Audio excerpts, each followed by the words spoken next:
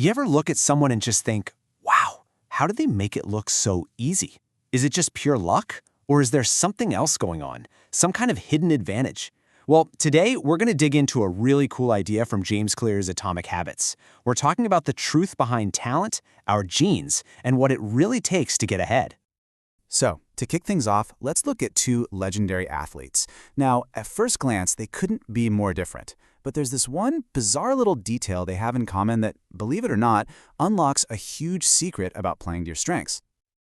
Okay, so on one hand, you've got Michael Phelps. The guy's a legend, the most decorated Olympian ever, a total giant in the pool at 6'4". And then, on the other hand, you have Hicham El Guerrouj, also an absolute powerhouse, two-time Olympic gold medalist, one of the best middle-distance runners in history, and he's 5'9". One guy rules the water, the other rules the track. Total opposites, right? But get this, here's the crazy part. Even with that huge 7-inch height difference, they wear the same length pants. I know, right? How is that even possible? And this isn't just some weird fact for trivia night. Nope. This is the key. This is the secret to understanding how they both reach the absolute pinnacle of their sports. So, it turns out their body proportions are, well, they're kind of extreme and perfectly specialized. Phelps, he's got this super long torso and relatively short legs, which is the perfect build for swimming. It's almost like having the hull of a boat. El Guerrouj is the exact opposite, incredibly long legs and a shorter torso, an absolutely ideal frame for distance running. They were, quite literally, built for their respective sports. And this gets us to the main point, the big takeaway here. Their success wasn't just because they worked harder than everyone else. Of course they worked hard, but it was about channeling that insane effort into the right arena, a place where their natural gifts give them a huge advantage. It's not just about playing the game hard, it's about picking the right game to play in the first place. So this whole idea naturally leads us to a bigger topic, one that can sometimes feel a little touchy. And that's the role of our genes.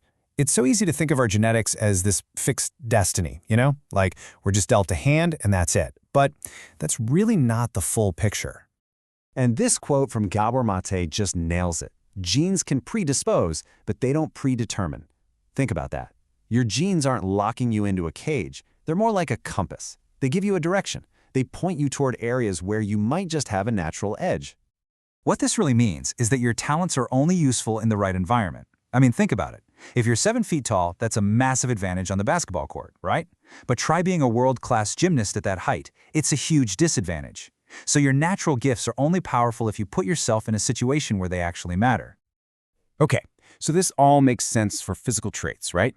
But what about the rest of us? Well, it turns out this applies to our personalities too. Our personalities have deep roots, and the real magic happens when we start building habits that actually align with who we are instead of fighting against our own nature. Probably the most well-known way to look at this is something called the Big 5 personality traits. And the key word here is spectrum. These aren't rigid boxes you fit into. It's more about where you fall on a scale for each of these 5 areas. And a lot of this is baked in. For example, your tendency toward being an extrovert or introvert can actually be linked to how you reacted to things like loud noises when you were just a baby. Your genes kind of give you a starting point. So just take a second and look at these. Which ones sound like you? Are you super organized or more of a go-with-the-flow person? Do you get energized by being around people or do you recharge by being alone? Just knowing your tendencies is huge. For example, if you're trying to get fit, an extrovert might love a high-energy group class. An introvert? They might get way more out of a quiet solo run. See, neither one is better, they're just different games, suited for different people. And here's the bottom line. Stop trying to force habits that feel like you're swimming upstream. Pick the habit that actually suits you, not the one that's super popular or that you think you should be doing.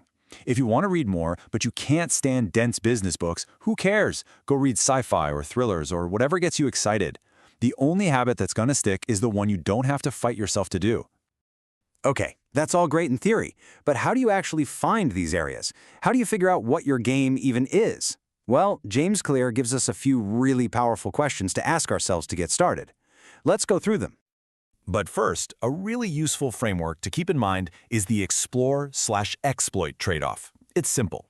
Spend about 80% of your time doing what you know works, exploiting your current strengths. But, and this is key, save about 20% of your time for trying new things, for exploring. That's how you stumble upon new passions and new areas where you might have an advantage.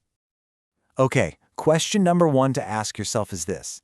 What feels like fun to me but looks like work to other people? This is such a big one. It's not just about what you love doing when it's easy, it's about what you enjoy even when it's hard. When you're energized by a challenge that makes everyone else groan, pay attention to that. That's a huge clue. Next up, what makes you lose track of time? You know that feeling, right? When you get so locked into something that you look up and suddenly 3 hours have just vanished? That's called a flow state.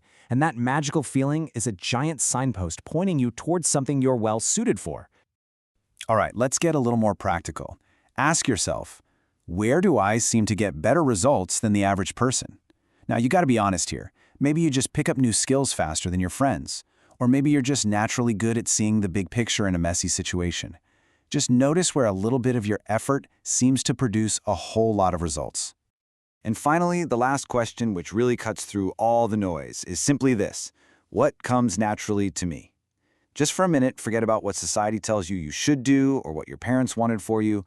When do you just feel like you? When do you feel most authentic? That feeling, that's your compass. Trust it. But what if you can't find the perfect game just waiting for you? Well, you can create your own. Take Scott Adams, the creator of Dilbert. He said he wasn't the best artist in the world, and he wasn't the funniest comedian, but he was a pretty good artist who was also funnier than most artists. And he threw in his business knowledge. By combining those skills, he created a category of one. He didn't win by being better, he won by being different. And all of this leads to a final, really powerful principle which might sound a little backward at first. Work hard on the things that come easy. There's this fantastic analogy for this. Think about boiling water. The exact same environment softens a potato, but it hardens an egg.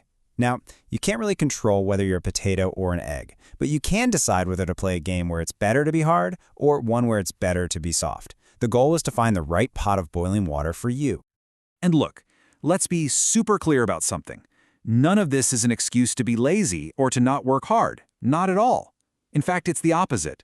Understanding your natural strengths doesn't get rid of the need for hard work. It clarifies it. It tells you where to direct all that effort so you're not just spinning your wheels, fighting a battle you can't win. So it all comes down to this. This isn't about finding your one single true destiny. It's about finding the games, the habits, the playing fields where your unique combination of talents can really shine. So the question I want to leave you with is a simple one. What game were you built to play?